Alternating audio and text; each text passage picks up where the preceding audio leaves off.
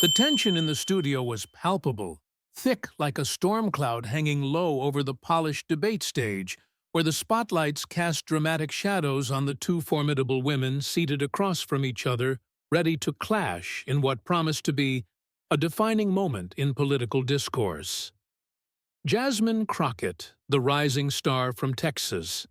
a civil rights attorney turned congresswoman known for her razor-sharp interrogations in congressional hearings, sat with her posture impeccable, her dark eyes focused intently on the task at hand, a stack of meticulously prepared documents resting on the table before her, like weapons in a legal arsenal, while opposite her was Tulsi Gabbard, the former Hawaii congresswoman and presidential candidate, a veteran of the Iraq War, whose calm, composed demeanor masked a steely resolve and a reputation for bridging divides with her independent streak, her long, dark hair framing a face that exuded quiet confidence as she adjusted her microphone, the audience murmuring in anticipation as the host, a seasoned moderator with a voice honed from years of high-stakes interviews, stepped forward to set the scene, announcing with theatrical flair that this special episode of the fictional debate show, Truth on Trial, would delve into the heart of America's polarized politics,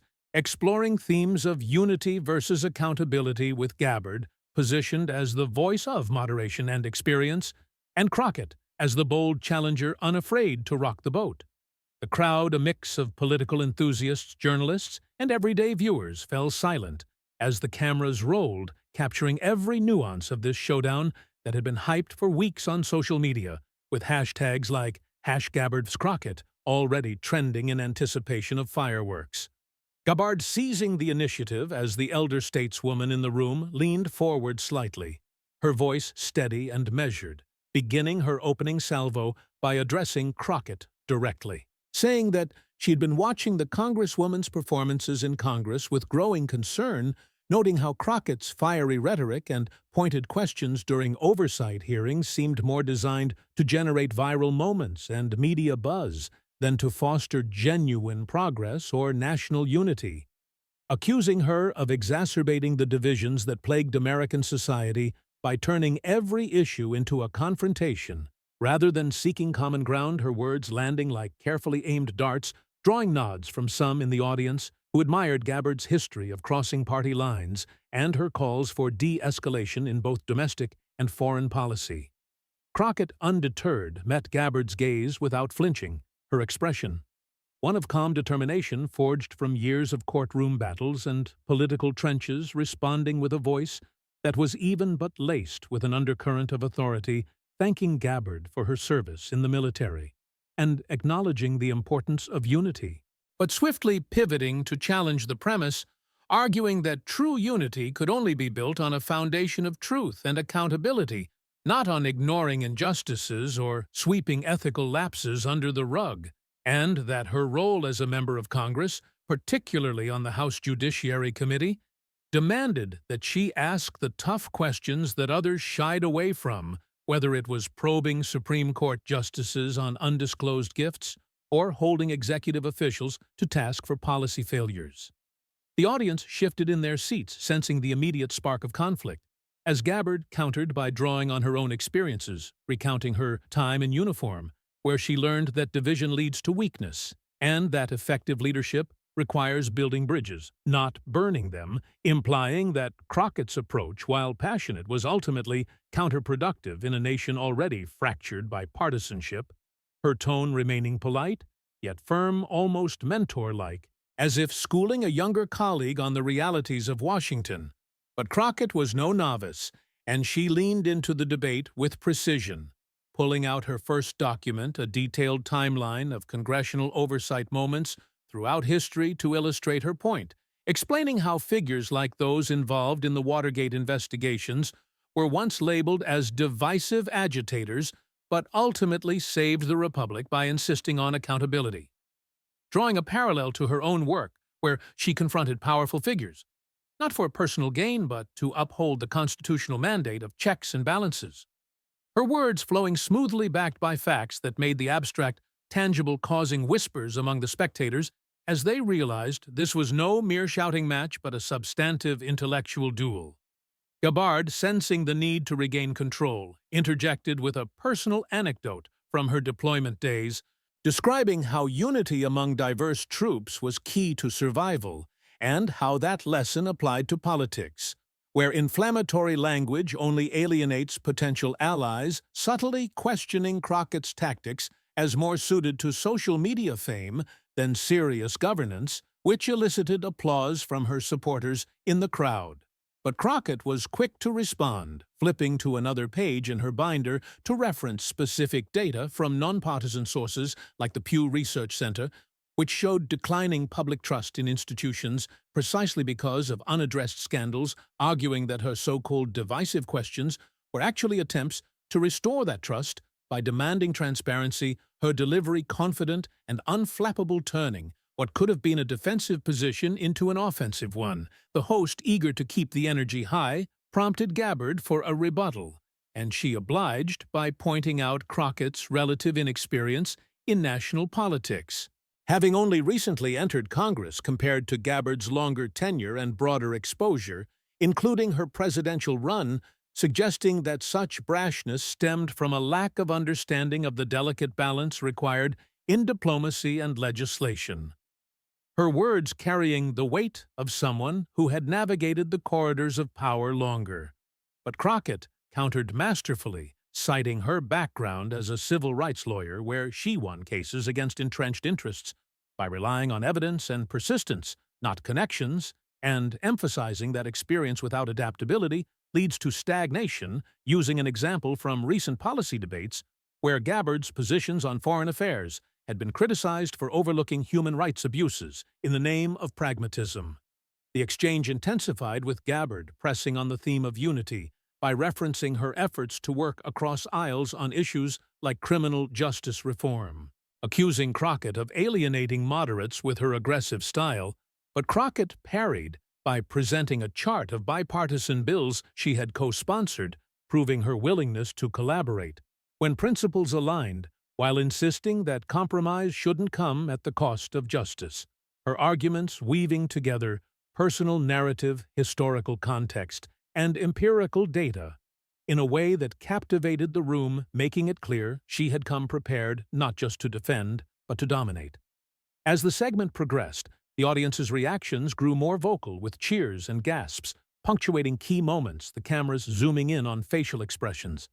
Gabbard's slight furrow of the brow indicating surprise at Crockett's depth, and Crockett's subtle smile, hinting at her command of the narrative. Gabbard attempted to pivot to a critique of social media's role in politics, claiming that Crockett's viral clips from hearings were more about self-promotion than substance. But Crockett dismantled that notion by explaining how those moments educated the public on complex issues, backing it up with statistics on increased civic engagement following high-profile hearings, turning the accusation into an asset. The host, noting the time, called for a brief pause, teasing that the debate was only heating up, leaving the audience on the edge of their seats buzzing with excitement over this clash of titans where Gabbard's calm authority met Crockett's unyielding precision, setting the stage for what was sure to be an unforgettable continuation. Yet, even in this opening salvo, it was evident that Crockett's preparation was paying dividends, chipping away at Gabbard's poised facade and drawing the crowd into her orbit with every fact-laden response, the air crackling with the energy of a battle that transcended personal rivalry to touch on the very soul of American democracy, where questions of power, truth, and unity hung in the balance. And as the lights dimmed for the commercial break, whispers spread through the studio about how this young congresswoman might just be rewriting the rules of engagement in real time. Her words echoing long after the segment ended, planting seeds of doubt in minds that had come expecting a different outcome. The tension not dissipating but building, promising more revelations in the rounds to come, with Crockett emerging as a force not easily silenced her intellect, a beacon in the fog of political theater, challenging assumptions and demanding better from all involved, the debate far from over, but already shifting in ways that would resonate far beyond the studio walls, inspiring viewers at home to tune in for the full spectacle of ideas colliding under the bright lights of scrutiny. where every statement was a step toward clarity or confusion. And in this moment, clarity seemed to favor the prepared and the principled. The crowd's applause lingered as the host rapped the intro, but beneath it all was an undercurrent of anticipation for Gabbard. With her military-honed discipline was not one to back down easily, and Crockett, with her lawyer's tenacity, was ready for whatever came next. Their exchange, a microcosm of broader societal struggles, from generational shifts in leadership to the evolving role of women in power, each woman embodying a different path to influence, Gabbard's through measured independence, and Crockett's through bold advocacy, yet both driven by a deep-seated belief in their vision for America. The stage set for a confrontation that could redefine how political debates are waged, with facts as ammunition and rhetoric as strategy, the opening chapter of this saga unfolding with intensity that gripped everyone present, leaving no doubt that this was more than entertainment. It was a lesson in resilience, intellect, and the power of standing firm in one's convictions amid the storm of opposition. The narrative, weaving through layers of argument and counter-argument, building a tapestry rich with implication for the future of discourse in a divided nation, where voices like Crockett's reminded us that change often comes from those willing to speak uncomfortable truths, and Gabbard's responses served as a counterpoint, urging caution and collaboration. The dynamic between them electric, drawing parallels to historic debates that shaped policy and public opinion, from Lincoln-Douglas to modern televised clashes, but uniquely flavored by their personal stories. Crockett's rise from humble beginnings in Texas, fighting for civil rights in courts, before entering politics, and Gabbard's journey from the battlefields of Iraq to the halls of Congress, each bringing authenticity to their positions. As the break ended and the lights came up again, the audience leaned forward eager for the next phase. But in retrospect, this initial confrontation had already laid the groundwork for a memorable encounter, one that highlighted the strengths and vulnerabilities of both participants, Crockett's quick wit and evidentiary approach, contrasting Gabbard's experiential wisdom and composed delivery, creating a balance that made the debate compelling, not lopsided, yet subtly tilting toward the Congresswoman's favor as her preparations shone through the segment's end, marked by a collective exhale from the crowd, knowing they had witnessed the spark of something profound, a dialogue that transcended the immediate to touch on eternal themes of justice, unity, and power in a democracy forever in flux. The chapter closing on a note of heightened expectation, the story far from complete, but richly begun in this arena of ideas, where words wielded like swords could cut through pretense to reveal core truths, leaving an indelible mark on all who bore witness to the unfolding drama. As the program resumed after the commercial break, the atmosphere in the studio thickened with an almost tangible intensity, the audience leaning forward in their seats as the host recapped the opening exchanges with a dramatic flair, reminding viewers that what had started as a civil discussion on political polarization was rapidly evolving into a high-stakes intellectual brawl between two women whose paths in public life couldn't have been more divergent. Tulsi Gabbard, the battle-hardened veteran and former presidential hopeful whose foreign policy stances had often placed her at odds with her own party, drawing accusations of isolationism and sympathy toward authoritarian regimes, and Jasmine Crockett, the tenacious civil rights lawyer turned congresswoman whose oversight work on the House Judiciary Committee had made her a thorn in the side of powerful figures unafraid to dissect policies with surgical precision. Gabbard, sensing the momentum shifting slightly in Crockett's favor from the first round, decided to escalate by invoking her military background with a measured yet pointed tone, standing partially from her chair to emphasize her words, as she described the chaos of deployment in Iraq, where she had served as a medical specialist amid the dust and danger, learning firsthand that rash decisions and unchecked aggression could cost lives, subtly implying that Crockett's aggressive questioning style in congressional hearings mirrored the kind of impulsiveness that led to endless wars. Her voice carrying the gravitas of someone who had worn the uniform, and seen the human cost of foreign entanglements, accusing Crockett of lacking the nuanced understanding that comes from such experiences, and instead opting for headline-grabbing confrontations that alienated allies and emboldened adversaries. The crowd murmured in agreement with Gabbard's narrative, some clapping softly as she pivoted to her record of advocating for restraint in international affairs, citing her opposition to regime change wars and her calls for diplomacy over military intervention, positioning herself as the pragmatic realist in the room against what she portrayed as Crockett's idealistic fervor. But Crockett, her expression unchanging, save for a subtle tightening of her jaw that betrayed her readiness to counter-reach for a new folder in her stack of documents. This one labeled with tabs referencing specific foreign policy analyses, responding with a voice that remained composed, but now infused with a layer of incisive critique, acknowledging Gabbard's service once more to maintain a veneer of respect while swiftly dismantling the premise by pointing out that experience alone doesn't equate to wisdom if it leads to positions that overlook human rights violations in the pursuit of so-called pragmatism. She opened the folder to a report from Human Rights Watch, holding it up for the cameras as she delved into Gabbard's controversial meeting with Syrian President Bashar al-Assad, a move that had drawn bipartisan criticism for appearing to legitimize a leader accused of chemical attacks on his own people, questioning how such an engagement aligned with American values of supporting democracy and accountability. Her words flowing like a prosecutor's closing argument as she cited the organization's documentation of over 100,000 civilian deaths under Assad's regime and the displacement of millions, arguing that Gabbard's defense of the visit as a necessary dialogue ignored the broader context of enabling dictators through inaction or equivocation. Gabbard, by her composure cracking just a fraction, as her eyes narrowed, interjected defensively, explaining that her trip was about seeking peace and understanding the complexities on the ground, rather than blindly following the Washington consensus that had fueled disastrous interventions like Libya.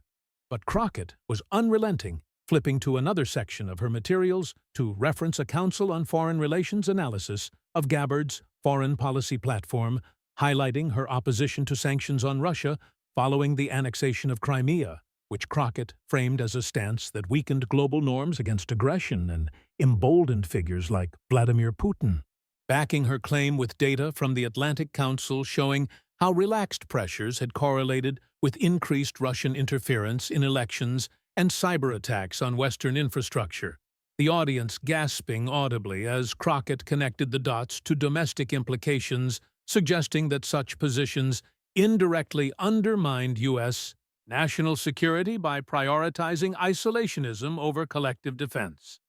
The host, wide-eyed at the escalating depth, tried to steer the conversation back to domestic politics, but Gabbard seized the moment to redirect, accusing Crockett of cherry-picking facts to fit a partisan narrative and lacking the first-hand insight from serving in conflict zones where she had witnessed the failures of aggressive oversight and interventionist policies that Crockett's committee work seemed to echo in its relentless probes. Yet Crockett, anticipating this line of attack, produced a timeline of congressional oversight examples from her own tenure, drawing from her role in hearings on judicial ethics and executive overreach, where she had grilled officials on everything from undisclosed financial ties to policy decisions affecting civil liberties, contrasting that with Gabbard's record by pulling up a BBC report on Gabbard's confirmation controversies, where senators had questioned her views on surveillance and alliances, arguing that true accountability meant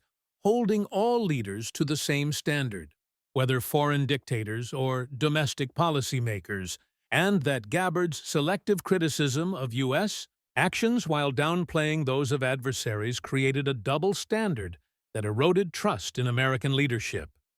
The exchange grew fiercer, with Gabbard leaning forward to emphasize her bipartisan efforts on issues like ending the war in Afghanistan, claiming that Crockett's focus on oversight often devolved into partisan theater, as evidenced by viral clips from Judiciary Committee sessions where Crockett had clashed with witnesses over topics like diversity initiatives and election integrity, but Crockett countered by citing a specific instance from a House Oversight Committee markup on anti-DEI legislation, where she had dismantled Republican arguments by highlighting historical oppression and the need for equity, using that as a springboard to critique Gabbard's shift from Democrat to independent and her alignment with more conservative voices on foreign policy, supported by an Al Jazeera piece detailing Gabbard's isolationist leanings that could complicate U.S. relations with allies in Europe and the Middle East. The studio lights seemed to burn brighter. As the debate intensified, the audience divided in their reactions, with some cheering Gabbard's appeals to peace and others nodding at Crockett's fact-based rebuttals.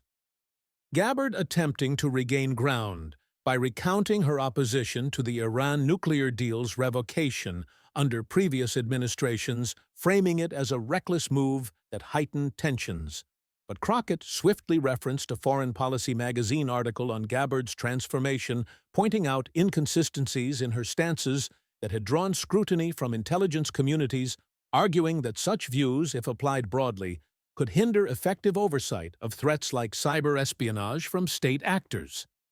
Undaunted Gabbard pressed on about the dangers of endless wars, invoking her deployment experiences, where she saw young soldiers pay the price for policymakers' hubris, implying Crockett's aggressive style risked similar escalations through unchecked domestic divisions. Yet Crockett, her voice, rising just enough to command the room without shouting, unveiled a chart from the Pew Research Center.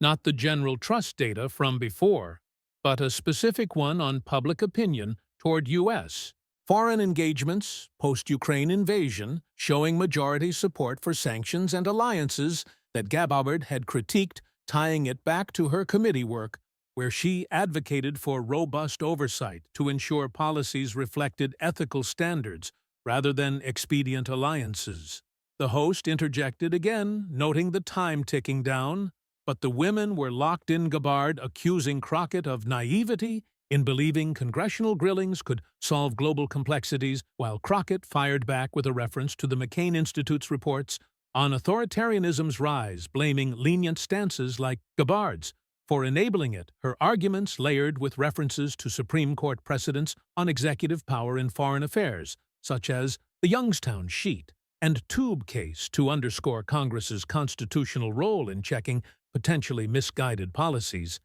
As the segment hurtled toward its climax, Gabbard's face showed a flicker of frustration amid her usual poise, while Crockett's confidence swelled, the audience erupting in sporadic applause that reflected the split loyalties, the debate transcending personal barbs to probe deeper questions of America's role in the world. Whether restraint bordered on appeasement, or if accountability veered into overreach, the air charged with the weight of these ideas.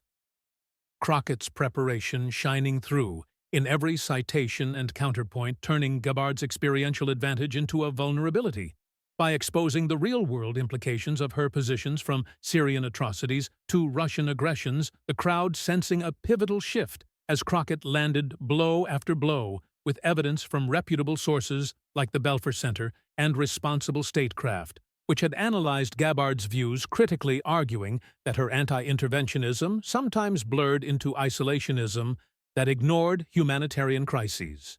Gabbard tried one last push, invoking Edward Snowden's revelations on surveillance to question the very oversight Crockett championed as potentially invasive, but Crockett parried by citing her own committee hearings on privacy rights, where she had pushed for reforms without compromising security, drawing from Associated Press coverage of Gabbard's confirmation hearing questions on similar topics to highlight the irony. The host finally called time, teasing the final segment with wide-eyed excitement. But the damage was done.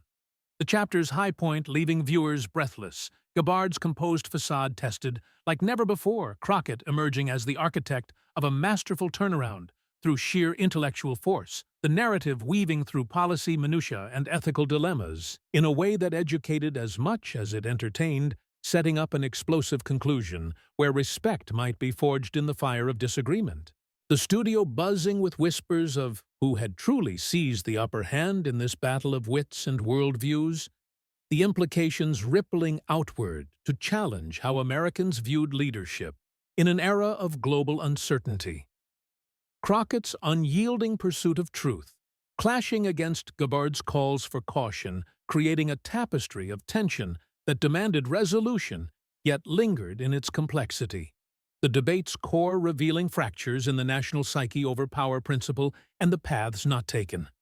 Each woman's passion fueling a discourse that felt vital, urgent, and profoundly human amid the glare of the spotlights and the gaze of a rapt audience hanging on every word exchanged in this arena of ideas, where victories were measured not in decibels but in the clarity of conviction and the weight of well-deployed facts, the chapter closing on a crescendo of anticipation for what revelations the final act might bring. As the final segment of the program dawned, the studio lights dimmed slightly to signal a shift from confrontation to reflection. The audience, still buzzing from the whirlwind of policy dissections and personal revelations that had unfolded in the previous exchanges with Tulsi Gabbard, now seated with a contemplative air, her earlier poise softened by the relentless barrage of evidence Crockett had unleashed on topics ranging from Syrian diplomacy to Russian sanctions, and Jasmine Crockett herself exuding a quiet triumph, her documents neatly restacked, but her presence commanding the space as if she had just won a landmark case in the highest court. The host, sensing the pivotal moment, turned to Gabbard first, asking if she had any closing thoughts on the debate that had exposed fissures in their worldviews, and Gabbard, to the surprise of many, responded with a nod of genuine acknowledgement, her voice carrying a tone of newfound respect, as she admitted that Crockett's command of data and her unapologetic defense of oversight had forced her to reconsider some assumptions about generational divides in politics, praising Crockett not just for her preparation, but for her commitment to principles that, while differing from her own emphasis on diplomatic restraint, clearly stemmed from a deep well of integrity and a desire to safeguard democratic institutions. A concession that drew a ripple of applause from the crowd, many of whom had entered the studio as Gabbard fans, but now found themselves swayed by the Congresswoman's articulate dismantling of entrenched positions. Crockett, gracious in victory, reciprocated the sentiment, thanking Gabbard for engaging in a substantive dialogue that transcended sound bites and highlighted the importance of robust debate in a polarized era, emphasizing that their differences, Gabbard's focus on de-escalation and her own on rigorous accountability, were both essential threads in the fabric of American governance, her words wrapping the segment in a bow of mutual regard that elevated the entire encounter from mere spectacle to a model of civil discourse, the host wrapping up with effusive thanks to both women before the credits rolled. But the real story was only beginning, as audience members whipped out their phones to share snippets. The production team already sensing they had captured lightning in a bottle with this episode, poised to go viral in an age hungry for authentic clashes of intellect over empty rhetoric. Almost immediately after the taping concluded, bootleg clips surfaced on platforms like TikTok and YouTube, with edited highlights of Crockett's data-driven takedowns garnering millions of views within hours. Hashtags such as #CrockettChecksGabbard and #UnityV's accountability exploding across X and Instagram, where users dissected every moment from Gabbard's subtle flinch during the Human Rights Watch citation to Crockett's poised delivery of foreign policy critiques, turning the debate into a cultural phenomenon that transcended political bubbles, with influencers from across the spectrum weighing in, one progressive podcaster declaring it a masterclass in how to challenge isolationist narratives without descending into ad hominem attacks, while a conservative commentator grudgingly admitted that Crockett's factual rigor forced a re-evaluation of Gabbard's foreign policy legacy. Legal scholars and political analysts flooded the airwaves and op-ed pages, with a prominent think tank fellow from the Brookings Institution publishing a piece lauding Crockett's use of nonpartisan sources to bridge domestic oversight with global ethics, suggesting the debate could serve as a blueprint for future congressional hearings on international affairs. and universities began incorporating excerpts into curricula from Georgetown's School of Foreign Service, using it to illustrate the tensions between realism and idealism in U.S. diplomacy to Howard University's law program, highlighting Crockett's advocacy as an exemplar of intersectional leadership in policy debates. The ripple effects extended to the halls of power, where Democratic leaders in Congress, impressed by Crockett's performance, elevated her profile by inviting her to co-chair a subcommittee on ethical foreign engagements. Her office inundated with speaking requests from organizations like the American Enterprise Institute and Amnesty International, who saw in her a fresh voice capable of articulating the nuances of accountability in an era of rising authoritarianism, while even Republican colleagues on the Judiciary Committee privately expressed admiration for her command of details, one anonymously telling Politico that debates like this reminded them why diverse perspectives strengthen the legislative process, boosting Crockett's fundraising numbers overnight as donors flocked to support what they viewed as the future of principled progressivism. For Gabbard, the aftermath was a mixed bag of introspection and reinvention.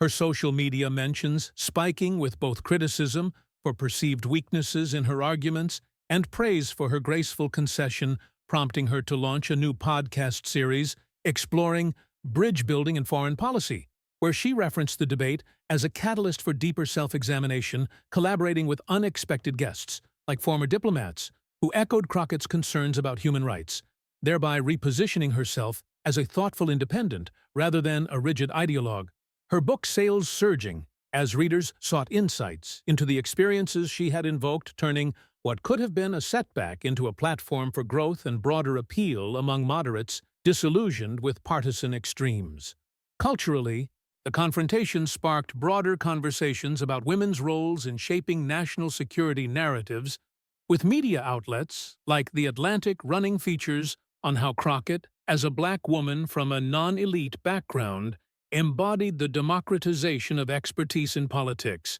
challenging the dominance of traditional figures like Gabbard, who had risen through military and party ranks, inspiring a wave of young activists, particularly women of color, to pursue careers in international relations and law, evidenced by increased applications to programs like the Fulbright Scholarship focused on global ethics. Educators seized on the moment, too, with high school civics teachers across the country downloading clips to teach units on congressional oversights intersection with Foreign Policy One innovative curriculum in California, using the debate to simulate student mock trials on U.S. interventions, fostering critical thinking about issues like sanctions and alliances that had been laid bare in the exchange, while online forums like Reddit's/Geopolitics exploded with threads analyzing every cited report, from the Council on Foreign Relations to Pew data, democratizing access to complex topics and encouraging lay people to engage with primary sources rather than relying on punditry. The viral nature of the event also influenced media production, with networks greenlighting similar formats for future specials. One executive at MSNBC noting that audiences craved this blend of substance and drama, leading to a surge in viewership for policy-focused shows and even inspiring satirical sketches on late-night TV, where comedians lampooned Gabbard's diplomatic restraint with exaggerated skits, yet always circling back to Crockett's poised dominance as the punchline of empowerment. On a deeper level, the debate's legacy lay in its lessons for civic education, underscoring that effective leadership in a multipolar world required not just experience, but adaptability, with Crockett's triumph illustrating how data and ethical rigor could bridge generational and ideological gaps, prompting think tanks to host panels on the Crockett effect, in oversight where experts debated how her approach could reform congressional practices to better address hybrid threats like disinformation campaigns tied to foreign actors. Lessons that resonated in boardrooms and classrooms alike, emphasizing that accountability wasn't antithetical to unity, but its prerequisite, fostering a cultural shift toward valuing informed dissent over complacent consensus. As weeks turned to months, Crockett's star continued to rise, culminating in her selection for a high-profile delegation to the United Nations, where she applied the same scrutiny to global forums her debate performance cited in nomination speeches as evidence of her readiness for bigger stages, while Gabbard, embracing the challenge, co-authored an article with a former adversary on bipartisan foreign policy reforms, crediting the encounter for sparking the collaboration. Ultimately, this chapter of fallout and enlightenment proved that debates, when grounded in respect and rigor, could heal as much as they divided, leaving an indelible mark on the national conversation about power's responsible wield, inspiring a new cohort of leaders to arm themselves with facts rather than folklore. The story's echoes rippling through social media, echo chambers, and academic halls, a testament to the enduring power of dialogue in an age of discord, where two women's clash illuminated paths forward for a nation grappling with its place in the world. The program's end, not a conclusion, but a catalyst for ongoing evolution in how Americans engaged with the intricacies of governance, foreign entanglements, and the ethical imperatives that bound them. The audience's final ovation, a harbinger of the broader acclaim that followed, transforming a single evening's exchange into a touchstone for future generations seeking to navigate the treacherous waters of policy and principle with grace, grit, and unyielding truth. The narrative's closure, opening doors to myriad interpretations and inspirations that ensured its relevance. Long after the studio lights faded, a beacon of what political engagement could achieve when elevated beyond the superficial to the profoundly substantive, challenging viewers to reflect on their own roles in demanding better. From leaders and systems alike, the chapter's expanse revealing layers of impact that enriched the collective understanding of democracy's delicate balance, where voices like Crockett's reminded us that change often emerges from the friction of well-matched minds, forging progress through the heat of honest contention. The end of the broadcast marking the beginning of a legacy that continued to unfold in unexpected and enriching ways across the cultural landscape.